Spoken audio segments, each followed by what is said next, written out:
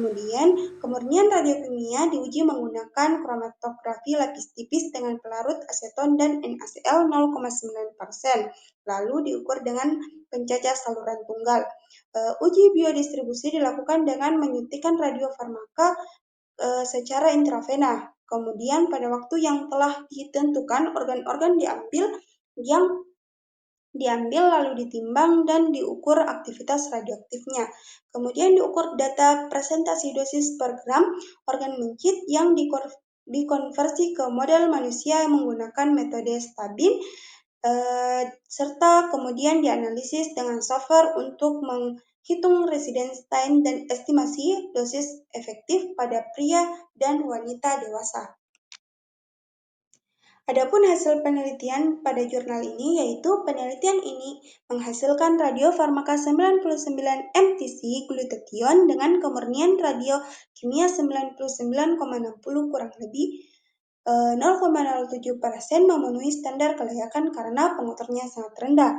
Setelah disuntikan pada mencit, akumulasi tertinggi terjadi pada ginjal pada jam ke-6 pasca injeksi, lalu turun menjadi 0,5% setelah 24 jam akibat ekskresi dan peluruhan. Organ lain dengan akumulasi cukup tinggi adalah tulang dan otot. Hasil konversi ke model manusia menunjukkan residence time tertinggi ada di tulang, sedangkan pada hewan tetap di ginjal. Estimasi dosis efektif total adalah 1,14 dikali 10 msv per mbq untuk pria dan 1,34 kali 10 msv per mbq untuk wanita dengan dosis tertinggi pada ginjal diikuti sumsum merah dan usus. Wanita menerima dosis lebih tinggi karena massa organ yang lebih kecil. Nah, adapun kelebihan dan kekurangan dari jurnal ini, yang pertama kelebihannya yaitu proses radiosintesis jelas. Yang kedua, data biodistribusi lengkap. Yang ketiga, menggunakan software khusus Olinda dan Exam. Dan yang terakhir yaitu perbandingan pria dan wanita yang menunjukkan perbedaan dosis berdasarkan jenis kelamin yang jarang diperhatikan pada penelitian sejenis. Kemudian adapun kekurangan dari penelitian ini yaitu jumlah sampel yang terbatas. Kedua, tidak ada uji pada manusia. Yang ketiga, tidak membahas efek biologis jangka panjang.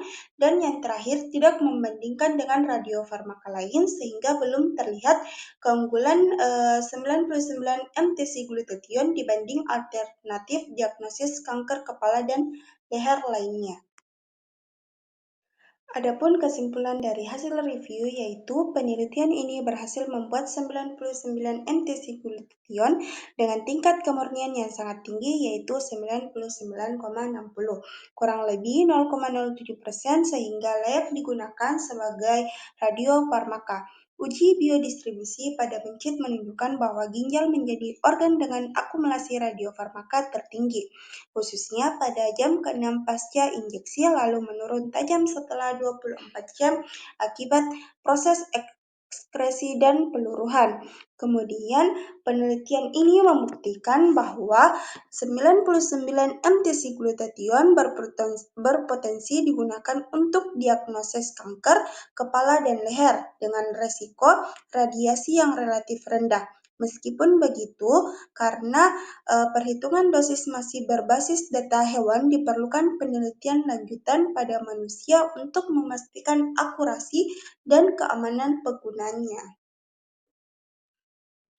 Sekian dan terima kasih. Itulah tadi hasil presentasi saya mengenai ulasan jurnal untuk judul jurnal estimasi dosis 99 mtc glutathione untuk diagnosa kanker kepala dan leher berdasarkan uji biodistribusi pada hewan uji model mencit. Terima kasih. Wassalamualaikum warahmatullahi wabarakatuh.